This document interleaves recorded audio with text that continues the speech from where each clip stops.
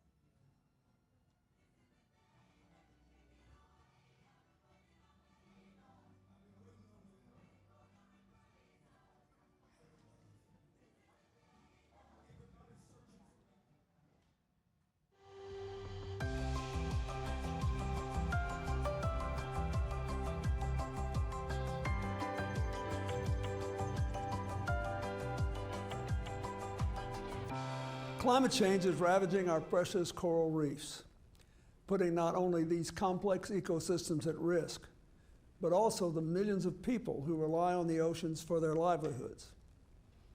In 2019, the Nature Conservancy announced a Clinton Global Initiative commitment to action to establish the U.S. Virgin Islands Coral Innovation Hub to restore coral ecosystems off the coast of St. Croix, with facilities to accommodate up to 10,000 corals. They aim to propagate enough to plant 45,000 total new coral colonies. Since 2021, the Coral Innovation Hub has successfully outplanted more than 16,000 coral fragments and produced millions of coral embryos. And to inspire the next generation of scientists, conservationists, and informed citizens, the Hub will also offer education and outreach programs for local school children and create job opportunities for recent graduates to work in the field. The Nature Conservancy is leading the way to restore the fragile ecosystems that support both marine and human life in the Caribbean. But with the climate crisis growing increasingly urgent, their work is more important than ever. Keep going. Please welcome Caitlin Yarnall.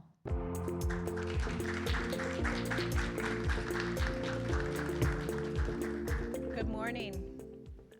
Thank you so much for being here with us so early in a hectic week, but we're really looking forward to this event and to this panel in concrete. So my name is Caitlin Yarnall. I'm thrilled to be here as the moderator today. I'm the Chief Storytelling Officer at the National Geographic Society. And our mission is that we believe in the power of education, science, and storytelling to illuminate and protect the wonder of our world. And today's discussion is crucial to National Geographic's mission. The wonder of our world encompasses both natural and cultural heritage, and lucky for us, we have some of the world's experts in these fields with us. As many of you know, the cultural tourism is one of the fastest growing segments of the global tourism industry, accounting for 40% of all international travel. With this massive growth projected, balancing preservation efforts with economic gains is an issue that will become more relevant and important to us all. So today we really hope to dig into these themes and topics, and I will say prepare your questions, because we're going to have hopefully time at the end of the prepared remarks for people to ask these experts what they think. But to kick off this morning, I'd like to welcome Sana Butler from Preservation Africa Fund. Sana wrote the concept for this session, so we can thank her for being here this morning, and has been working with the CGI team to bring it to life. Welcome, Sana.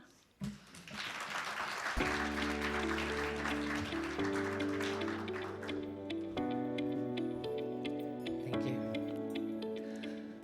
Our love of travel so often begins with something simple: a picture, a postcard, a coffee, or conversation. My most memorable conversation was not with a friend or family, but with a then stranger who was in charge of identifying across Africa the UNESCO World Heritage Sites.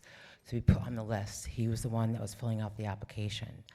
At the time, I was at Newsweek, and the goal of our conversation, which was in the middle of Zimbabwe during a UNWTO General Assembly, was to gather press coverage for the lesser known sites. And over the course of the conversation, what I discovered was lesser known meant that the cultural sites in Africa had received the coveted UNESCO designation, but they did not have the financial investors to follow in order for it to be a popular UNESCO destination.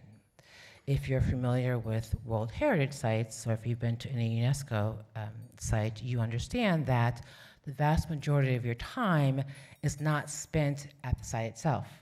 It's spent in the tourism clusters, right? If you think hotel, coffee shops, retail shops, music itinerary, music festivals. If you don't have that symbiotic relationship between preservation and tourism, you lose, your sites suffer. And in sub-Saharan Africa, sites have been suffering. Without a modern tourism plan, experts estimate that underfunded global heritage sites represents a $100 billion missed opportunity in the world's poorest countries. But it's this paradox that offers the greatest promise for hope. As you know, in Africa, there are infrastructure mega projects that are reshaping the continent. Most of us know the infrastructure projects as a railway, a bridge, or a tunnel. Most of them are costly. There's a $100 billion dam in Congo, a $10 billion railway in Nigeria, $15 billion in smart city in Kenya. But we at Preservation Africa Fund believe that cultural heritage sites are the most promising, untapped international trade and local rural development infrastructures in Africa. Infrastructure that does not cost billions, but every year generates billions. Take Great Zimbabwe, for example, an ancient gold trading site carved out of stone in the high country of Zimbabwe with a geometric precision similar to Machu Picchu, which, by the way, generates $40 million a year for Peru. Or the Wall of Benin in Nigeria. Its imprint can be seen from space and is 4 times longer than the Great Wall of China, which, by the way, generates $2.9 billion in revenue for China. And if you put aside revenue and transformational economic impact, it is well documented that a focus on UNESCO cultural sites in particular promote peace and stability. Good neighborliness and peace in Southeast Europe after the Bosnian War is credited to one decision between former enemies 2 decades ago, and that was to work together to promote UNESCO World Heritage Sites. The same is true for Southeast Asia, where an agreement between 10 countries promoted interregional UNESCO monuments, junkies, which were people who were UNESCO World Heritage Sites followers who crisscrossed the region going to UNESCO sites. That led to cooperation for air, train links. Despite all the potential on every continent in the world, cultural infrastructure sites in Africa remain in perennial state of decay and decline. Anthropologists, archaeologists fear that these, the oldest physical markers of humankind's mastery of construction, physics, engineering, math, and science, which have existed for thousands of years, will vanish in the next 100 years due to climate change. For the past 8 years, Preservation Africa Fund has spoken to preservationists, conservationists, environmentalists, philanthropists, and development consultants in Africa and the world to identify the names of the cultural heritage sites that come up the most, knowing that an anthology of exceptional people and places begins with a conversation. Our pact with 7 governments is the first ever initiative to reverse the alarm bells, to turn UNESCO designation into world-class destinations. The way forward passes through them, ancient infrastructure that still and will always matter. Welcome to this morning's conversation.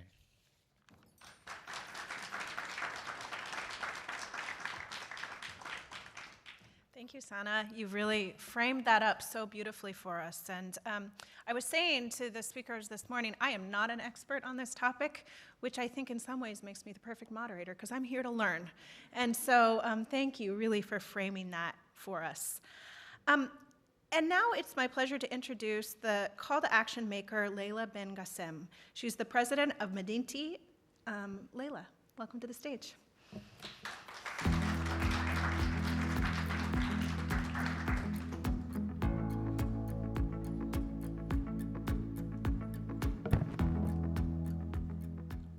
Morning.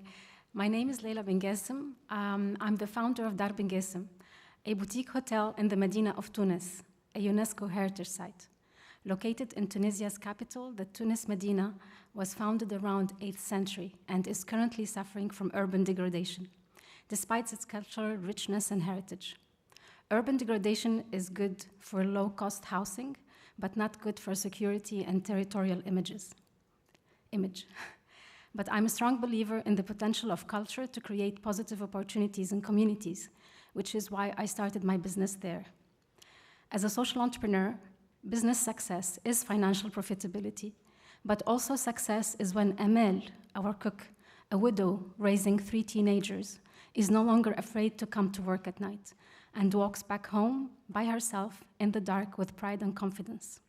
Our success is when Fatin, our housekeeper, is a single mother of 2 little children, holds meetings with bedding suppliers and negotiates quality. When Fatin joined us, she was shy and avoided conversations, but now she's confident in her skills and knowledge. Our success is Muhammad Ali, who manages the boutique hotel today, tirelessly takes our guests on tours in the Medina. When he started working with us, he believed life can only be better when he gets out of the Medina. Today, we are announcing a Clinton Global Initiative commitment to action to reinvest some of our profits to create activities for young people in the community, to give them hope, sense of belonging, and a chance to unleash their potentials, to see the possibility of their own bright future in Medina. We hope to partner with the Clinton Global Initiative community to help us create positive, happy spaces for Medina's youth to paint, sing, dance, play chess, in Medina's public spaces. Thank you.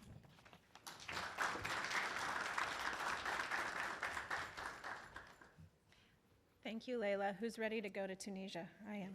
Yeah. And now we're so lucky to have another commitment to action maker, Deirdre White. She's the president and CEO of Perexa Global.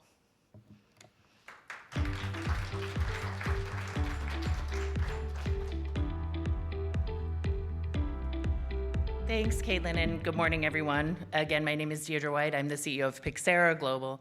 It's a little tough on the it's a little tough on the tongue sometimes, but I'm thrilled to share the progress of a commitment to action we actually made last year at CGI, and that is the commitment to Thai Global Artisans. Thai, which stands for Tradition, Innovation, Entrepreneurship, began as a vague idea back in 2018 when the board chair of Perexa Global Ghana said to me, "No one wants to weave anymore. It's becoming this career of default, not a career of choice." And in the scope of the world's challenges, you might think, why does it really matter if someone decides to become a weaver or not? But in fact, hand weaving is critical to rural livelihoods, to economic stability, community empowerment, family unity, and to the preservation of cultural heritage. These artisan communities are under attack. They're extremely vulnerable, and both community and craft are at high risk of disappearing, much like the sites you heard about a few moments ago. But I believe there's a massive opportunity to positively impact people and planet that lies not just in weaving communities in Ghana, but in artisan communities around the globe. Thai Global Artisans is a systems enterprise designed to take advantage of unprecedented market opportunities in the conscious luxury goods sector. Right now, that sector is expected to reach $1 trillion by 2025. So at Thai, we work to ensure that historically excluded artisans are fairly compensated for their exquisite craft. We partner with artisan enterprises in Ghana and with local and with global designers. We look to bring these groups together, de-risking the supply chain, supporting the link between tradition and innovation, and opening new opportunities.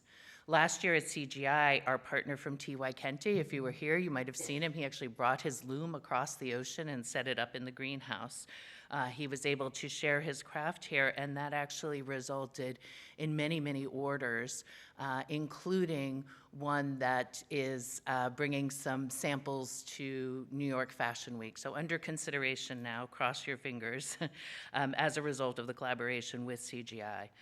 This is exactly the kind of attention that Thai needed to be able to attract high-value orders that can actually be transformational for weavers and their communities and return the hand-weaving industry to a vocation of choice.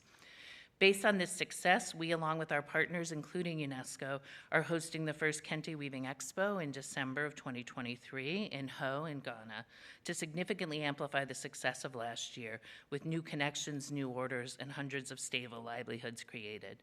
Many thanks to CGI for providing the springboard, this critical springboard for Thai.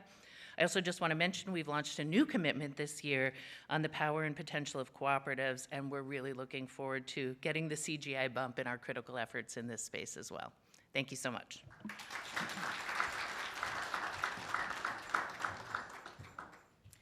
Thank you, Deirdre. Now I'm ready to go look for some weaving.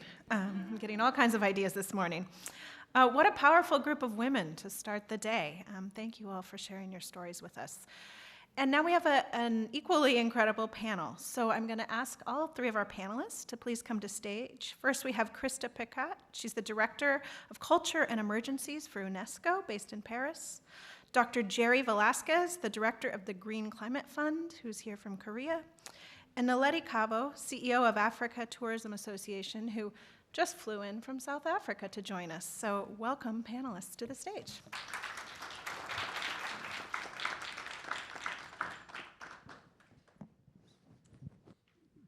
All right. Krista, I want to start with you. We've been talking. Good morning. Good morning. Talking a lot about World Heritage Sites, and obviously you believe in them. You work at UNESCO. I do. We know that UNESCO views cultural and natural heritage as a driving force for sustainable development. What are the development benefits of a World Heritage Site designation? And how do you think we can further tap into these benefits? There's no doubt that UNESCO's World Heritage Sites bring prestige. They bring visibility, reputation, and that's why there are so many in the world. Countries are definitely interested in having their cultural and natural heritage sites inscribed on UNESCO's World Heritage List. There are more than 1,100 as we speak that have been inscribed. And of course, there are many benefits that these sites bring, starting from social benefits. Some speakers previously already mentioned the importance of these sites for local communities, for the sense of belonging, ownership, pride. But it's also that brings wonder and joy to travelers. We visit these places and it sort of adds to our well-being. Another angle, of course, is environmental sustainability. There is no doubt that these, both cultural and natural heritage sites are very often also very well preserved because there is this special focus on them. There are obligatory management plans that are put in place for the management of these sites. And that's why these sites often are sanctuaries for endangered species. It's interesting that UNESCO World Heritage Center and IUCN report recently found that although the World Heritage Sites in the world only cover 1% of the surface of the world, they actually harbor 1/5 of all species on the Earth. So there is no doubt about the environmental sustainability angle. And then, of course, environmental benefits. Also, previous speakers spoke about that.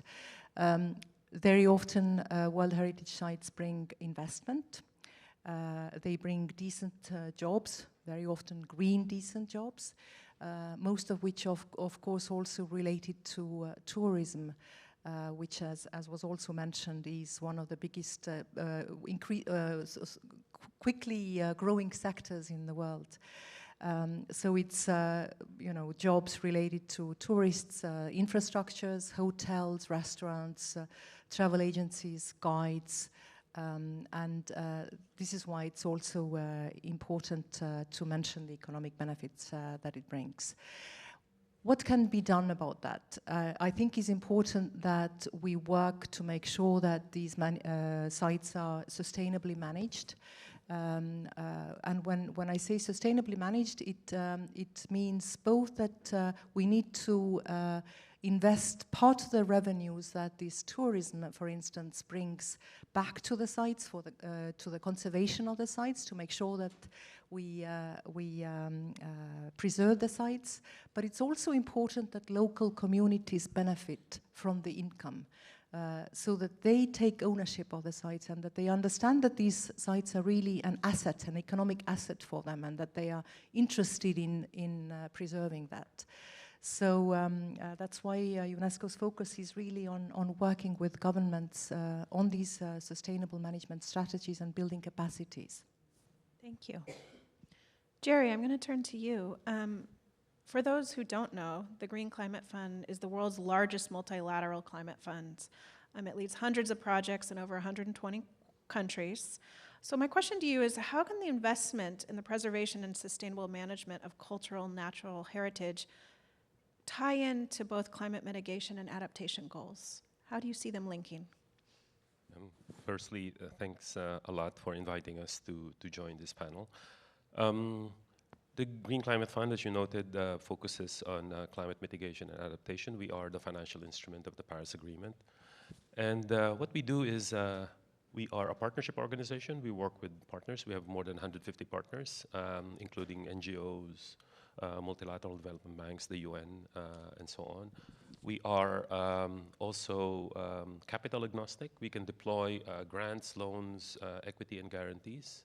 We could do both public and private, and we have very high risk appetite to make good climate projects viable.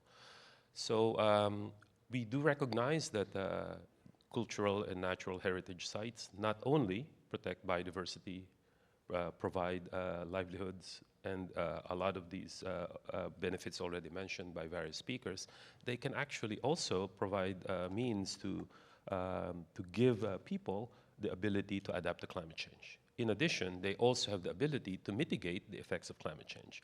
And that is the value addition that we bring, because we try to bring those outcomes in addition to the ones that are already there. So we did have a project in the Western Indian Ocean. This is a project by KfW, the bank by Germany, and they have this program called the Blue Action Fund.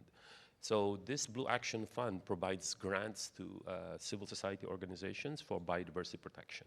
However, we did recognize that there's a lot more that can be done, including improving the gender aspects of the projects, but also improving adaptation and mitigation aspects. So we provided, in this case, $32 million out of the $60 million of the project size, and we added those components into the on-granting program for civil society. So the project thus not only protected the marine protected areas, but it in particular looked at the Isimangaliso Wetland Park and the Tsingy de Bemahara, I hope I said it correctly, strict nature reserve in the Western Indian Ocean. So it brought forth not only the conservation and preservation of the marine protected areas, but also bringing forth the economic and climate benefits. So those are the things we did. We had another project with the AFD, which is the French Development Agency, again, and focusing on the Aldabra Atoll. This is a $39 million project, and it's a similar approach, providing the support to bring out those climate benefits in addition to the social and economic benefits. So there are more that we do, but we are looking forward to having more of these projects. We have no project yet focusing entirely on cultural natural heritage, but I think it is up to our partners, and we look forward to that day that we get those kind of projects. Thank you. I think we heard a challenge with money attached, so that's great. Naledi, I'll turn to you. Over the past 20 years, tourism has become vital to so many African economies. Before the pandemic, statistics show the industry accounted for about 7% of the continent's GDP and contributed 170 billion to its economy. How do you see the preservation of Africa's natural and cultural heritage as key to promoting tourism? Do you see them as linked? First, thank you, and thank you to CGI and SANA for the invitation to participate in today's session. They're definitely linked. I think we've heard today, just in terms of the economic opportunity, just from a local community development perspective, from helping the empowerment of women, and especially in Africa for youth. The continent is getting younger. By 2030, the majority of the population will be 40 or under. And so when you think about cultural and heritage sites as a destination product, it's something else to attract people to the continent. And unfortunately, up until now, the continent has largely been positioned as a wildlife and safari destination. So that's very limiting because that's not even the majority of the continent. So those are some very specific key regions. So when we introduce culture and heritage, we're expanding why people are looking to visit the continent. I travel to trade shows all the time and ask travel professionals, ask travelers, why are they interested in traveling to Africa? The majority of the conversation is like, oh, I'm going for safari, I'm going for wildlife, because we haven't positioned our cultural offerings, whether it's from a historic perspective or a modern perspective from a culture. When people go to Europe or Asia, you know, they're going to museums, they're going to historical landmarks, they're going for food, they're going for fashion, music, all of those things that Africa has to offer that we haven't positioned. So I think by elevating the culture and heritage products across the continent, we're just increasing what we can offer, but it's important that as a regional destination, as tourism ministries, as organizations such as mine, that we're really elevating these conversations and offering, because even travel professionals aren't familiar with some of the landmarks that Sana was even talking about. They haven't heard of them. They're not, and if they haven't heard of them, they're not positioning those for travelers. Travelers aren't looking for it, and so it's a missed opportunity. And when, just to throw some additional numbers out there, as expansive as a continent that Africa is, it only holds 3 to 5% of global tourism. So the opportunity there is obvious. And just the addition of these conversations and what is the story that can be woven from the historical context to the modern and what people are looking for, I think is going to increase interest in the continent, which therefore increases the economic impact across the region. Absolutely. People are missing out. Absolutely, no doubt. Jerry, I'm gonna come back down this way now. So Jerry, I have another question for you, just to pick up on what Naledi was saying. You know, not only is the industry woefully under-recognized and underutilized, but it's underfunded, right? It's the least represented region on the World Heritage List, yet it also has the highest number of endangered properties.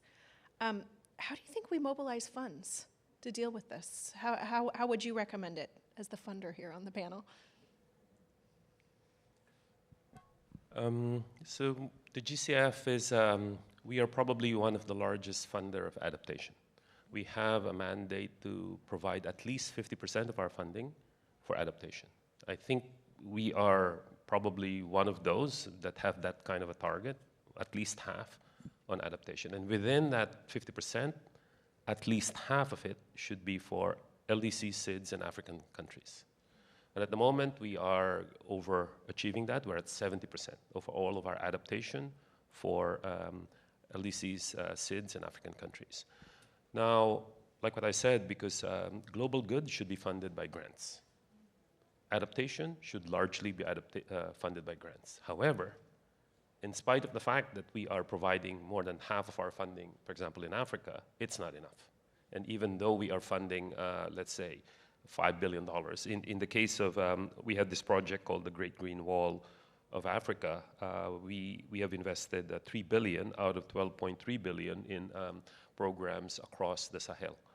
But even that is not enough. So what we need is to leverage our financing to enable the private sector to come in. Now, why would the private sector come in this area? So what we need is to provide them with incentive and to de-risk the the deal for them, because the private sector would like to make profits. And what we need to do is to make it profitable, but at the same time affordable. So that's the role of entities like the Green Climate Fund.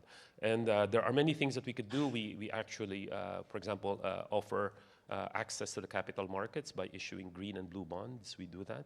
We de-risk these bonds so that investors actually invest. But not only that, we actually also ensure the integrity of the projects on the ground so that they could rely that this is truly a green investment. I'm willing to get a lower % of interest, but there are really climate benefits.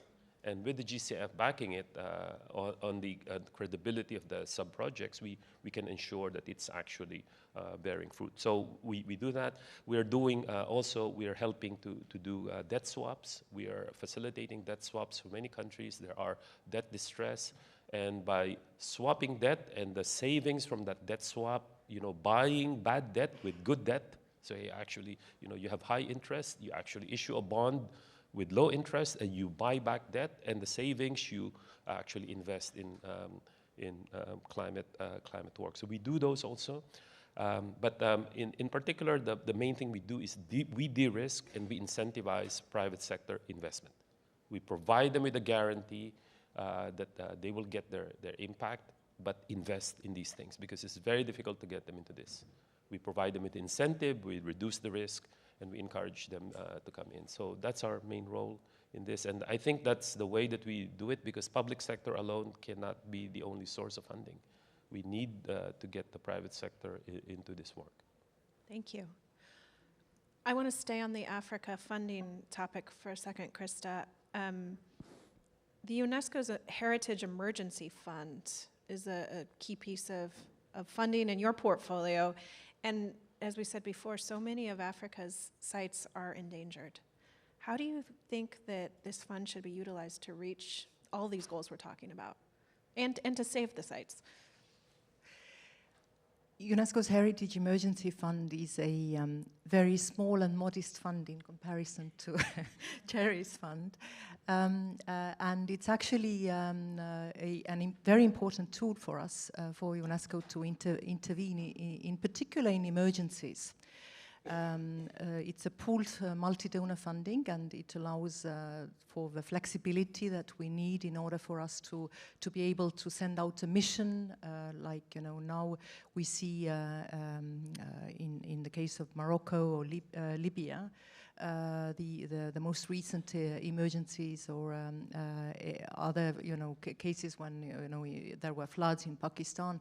UNESCO is able to immediately send out a mission and advise local authorities, but also propose some emergency measures for reinforcement of structures or rapid conservation works. But it's not a long-term investment fund. And that's why I would tend to agree that it is important that we mobilize the private sector and local communities. We have already mentioned that the African cultural and natural heritage sites are untapped in many ways. Unfortunately, there are a number of these sites that are on UNESCO's World Heritage in danger list. There are 11 sites, natural sites in Africa, that are there because they are either poorly managed or there has been, that they are considered as being at risk. And that's why it's important that we continue also supporting these sites. UNESCO's World Heritage Sites are very often like laboratories or platforms for multidisciplinary action. We draw on scientific knowledge, but also on local indigenous knowledge as far as the preservation and adaptation and climate change adaptation and mitigation measures are concerned. It's also very often a platform for educational activities. So that's why it's important to keep working with these sites. I think that in Africa we should also promote transboundary tourism routes, for instance, that bring the different sites from different countries together on specific themes. This is a very popular way to travel, for instance, in Europe, and UNESCO has worked with partners promoting these tourism routes in Europe, be it wine routes or royal routes or whatever. So I think it's also important to find these themes that unite the countries in Africa. It's also a wonderful way to bring people together and have different cultures and different communities work on joint projects, and thus actually also contribute to peace. That's great. Sign me up for the weaving textile route tour after listening to Deirdre. I'm ready.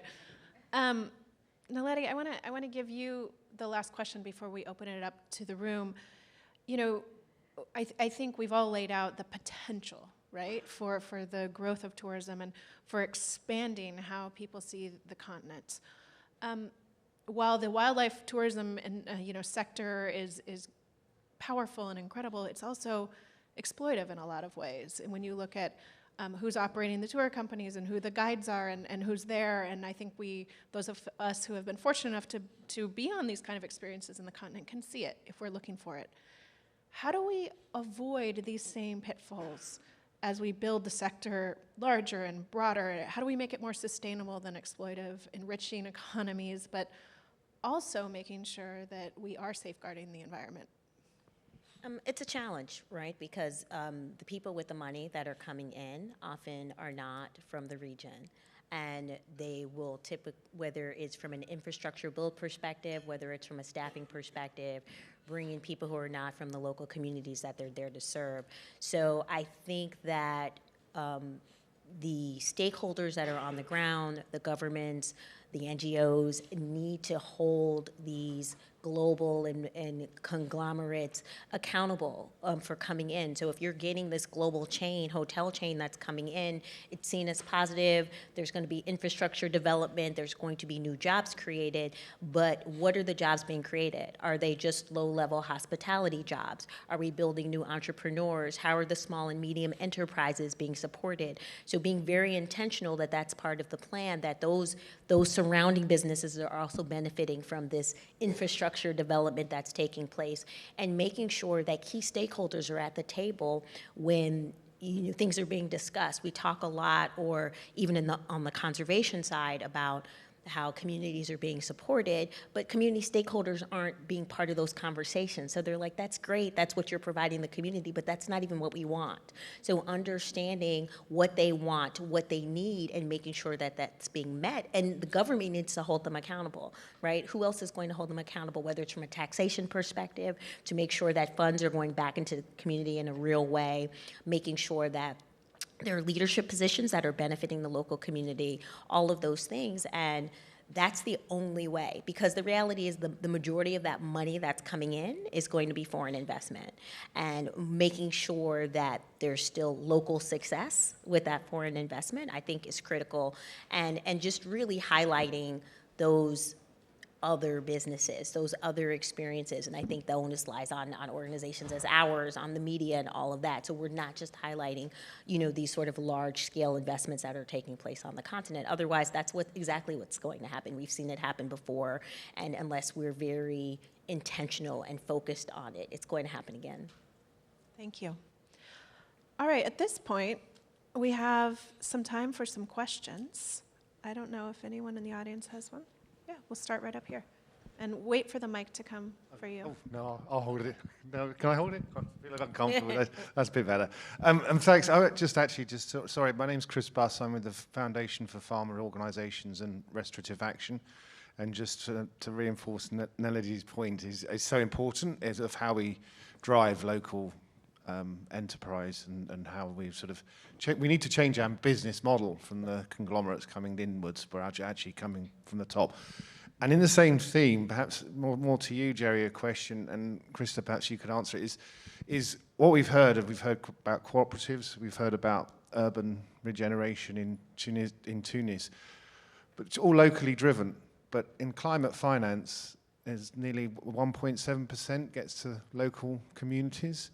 So how are we actually going to change that model so we're actually getting to, so we can have the responses that we just talked about and get finance to local communities? It's not just 1.7%, which is a pretty shameful figure when you think about how much is being mobilized in climate change finance.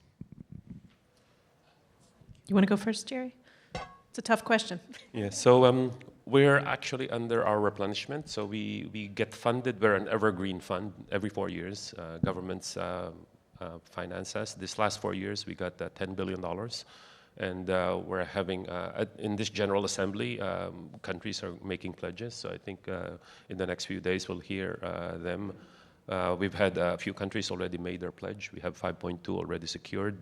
We'll hear more. In our new strategic plan for the next 4 years, we have a new target, which is locally led climate action. 15% of our funding will have to go there, and it's mainly for delegated funding for communities, and it could be on granting, on lending programs for communities. There's also part of our work is to try and do community innovation, incubation, acceleration, also looking at innovations of communities themselves. Including indigenous people. So there is a lot of focus. It's a new area for the GCF because up until now we have worked mainly with national governments, and now we're trying to reach out to partners that probably have not heard of GCF, but now we're open for business, and please go and work with us on this. It's a very challenging but also interesting new area for us, and we do look forward to expanding this. As you noted, it's an area that needs investment, and therefore our board has recognized that, and we are going to be expanding investments in this. Challenging and interesting. Sounds good. And ripe for this room, right? Anything you'd add, Krista? Very briefly, UNESCO is not a fund, so perhaps not directly pertaining to UNESCO, but just to reassure you that I think that as far as our programs are concerned that we implement on the ground, it's the participatory approach and community-driven action is very, very much anchored in our programs. And it's even in part of the convention, so it's an obligation for countries to actually engage communities, have their ownership, and make sure that we respond to the needs and yes, interests of the communities. Great, thank you. Any other questions? Yeah, right here. Hi, Valerie Carr. I had a question because I've worked a lot in Syria before the war. So mine is on conflict and preservation and protection of equities and arts. So I know there are many Syrian sites, UNESCO sites. I know Ukraine has multiple sites. What are the plans for, I guess I have two questions. One is the process of like the power of these sites to ensure peace and stability, because I think we talked about economic stability. But political stability. And then the second in terms of what happens post-conflict or in current conflict, what efforts are being made to protect these sites or serve these communities? Want to take that one, Krista? Yes, thank you. Indeed, I believe that culture plays a very, very important role in conflicts and also in resilience and recovery. We see cultures sometimes as a collateral damage, sometimes targeted, but over the past couple of decades, we see an increase in also recognizing the role that culture plays in emergencies, resilience and recovery.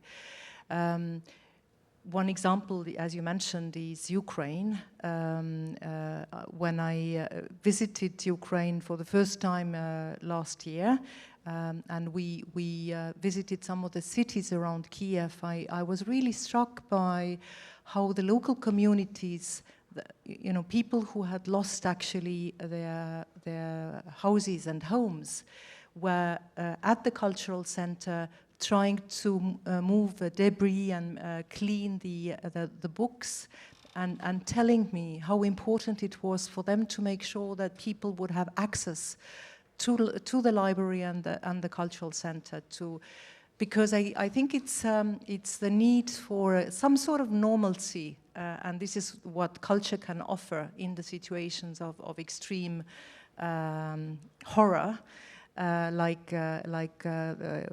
have in the situations of war. And of course, in recovery, we have spoken about culture's importance as part of identity and belonging. But it's also because culture offers a platform for dialogue, for education, and can actually foster sometimes very painful but very much needed dialogue in the society on recovery. What is the country that we want to rebuild? How can we actually overcome what we have just experienced? So culture is also a way for us to digest the past and also envision the future. Thank you. One last question in the back of the room. Yes, hi. This is Alejandro Calderon. Thank you for the session. I was 20 minutes late, so I hope I didn't miss anything. I'm from Colombia, and this is one of the targets of the venture studio that we run. I'm a little bit scared about the number of 70% that the GCF is already allocating to this to adaptation, right? If we're only talking about Africa and also Amazonian countries and a traditional knowledge in these indigenous communities is super strong. And from a fund management perspective, if we look at the less than 8% of the population is protecting more than 80% of the protected areas in the world, they have the best track record ever forever.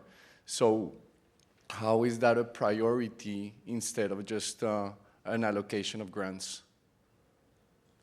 Thank you. And you definitely did miss the first 20 minutes. I'm sorry. Exceptional content. I'm so sorry, but but Jerry, I'll let you take that question. It's a tough one, but a good one. Yeah. So we invest in practically all the areas of adaptation mitigation. Of course, no time to explain all of that. We invest in forestry, on renewable energy, energy efficiency, land use, agriculture, sustainable livelihoods, water, and so on and so forth. Of course, it's very difficult to explain all of that. Most of our projects are cross-cutting. It's not one topic, it cuts across. We will have an agricultural project that will protect the forest and also have renewable energy, and we'll have protected sites within that.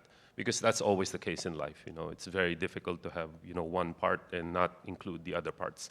So having said that, what I've quoted is not just for Africa. This is, most of the projects that we have a lot of co-financing. And so, for example, in the Great Green Wall, we have $3 billion, but the actual project is $12.3 billion, including co-financing. We have a lot of other projects in protected areas, conservation, restoration, and so on. In our new strategic plan, we have hard targets on conservation. In fact, we are targeting 120 to 190 million hectares to be protected, conserved, or restored. This is a hard target for us, and it's going to be very difficult. Can you imagine 120 million in the next 4 years? We're also targeting several hundred million people, smallholder farmers, to be improved in their farming practices, in addition to all the other hard targets that we have. We're going to be targeting 60 countries with improved early warning systems, for example. So those are the things that our donors have given us. It's a very tough job because, you know, we've been given these hard targets, and we have to do this only in 4 years. So, but the good thing is that they have actually set aside an allocation for communities. And that's the good news here, that out of all of these important targets, which are definitely important, the thing is that they're all competing with each other. You know, where do you invest? Energy?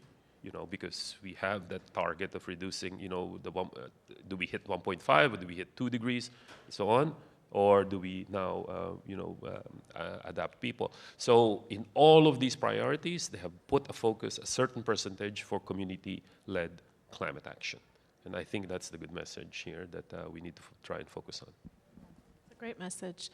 Naledi, I'll give you the last word here in terms of this community thread. And Jerry was talking about, you know, investment in community-led action. How do you thread that through to tourism? kind of building on what you said last time, which community should we be really focusing on as we move out of this conversation? Well, I think the focus on community, that's the heartbeat of everything from a tourism perspective. I think that at the surface, when people think tourism, they think hospitality in a larger sense, from a connectivity perspective, hotels and things as such. But at the most basic level, it's about engagement with the community and your experience on the ground. And then whatever community we're talking about, whether it's in South Africa, whether it's in Tunis, whether it's in Ghana, what does engagement look like with the community, whether it's local suppliers, whether it's the informal businesses, or women weave makers, bead makers, whatever the case may be. And when you think about culture and heritage, when I travel somewhere, I'm about food and fashion, right? But where's the source of that? What are the materials? What are the food touch points? Everyone's who's not from the continent's typical first touch point is through some type of emotional connection. It's through art, it's through a movie that they saw, it's through music, whatever the case may be. And so how does that translate with community engagement and understanding what that looks like?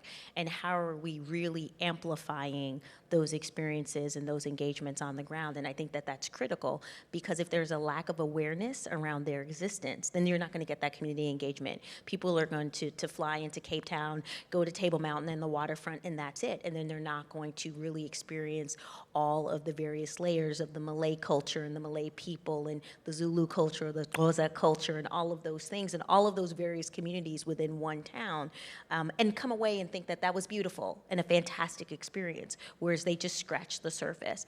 And so whether it's a historical landmark or a cultural experience or a food experience, cultural in the context of, not a hard landmark. I think that it's important that we are amplifying that from the media perspective, from an organizational perspective, from an education perspective, because the reality is even travel advisors who are steering people to the continent are not aware of what the continent has to offer. So we haven't done a good job about that, and we have to do better. We have to make sure that also African stakeholders are at the table of all of these discussions, whether they're coming in. We have to create the supply chains, because you get that a lot, like, there's no local suppliers who can fulfill this. Well, then create the supply chain, create the local suppliers that can do it. It's a lack of effort, and I think we need to hold everyone's foot to the fire to make it happen. And it's possible. It's just a lot of work. It's a lot of work. It's a lot of effort. I'm not going to deny that, but I think that in the long run, we'll see the impact that it has on the local communities, and the overall economic impact will continue to grow. Thank you so much. I think that's a great place to end. I want to thank all of our panelists for being here with us, for sharing your wisdom and your knowledge, and for all of you for being here so early. I've been asked to invite all of you to move to the ballroom for the opening main stage session, which begins in about 20 minutes. So thank you very much.